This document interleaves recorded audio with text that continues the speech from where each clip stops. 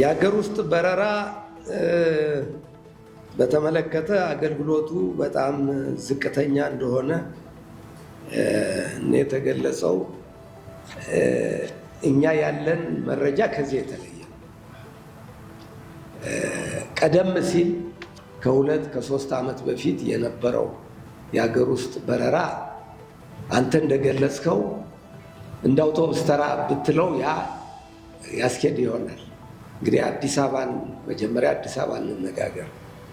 ተርሚናል 2 ውስጥ በነበረው ሊሚትድ ቦታ በግፊያ በምን ይሰራ ነበር፣ ያን እናውቃለን። ዛሬ ግን ተርሚናል 1 ለሀገር ውስጥ በረራ ሪፈርቢሽ አድርገን አስፋፍተን የሰራ ነው ተርሚናል ከብዙ የአፍሪካ አየር መንገዶች አፍሪካ ዋና ከተሞች ኤርፖርቶች የተሻለ ተርሚናል ነው የሰራ። ይህንን ከዚህ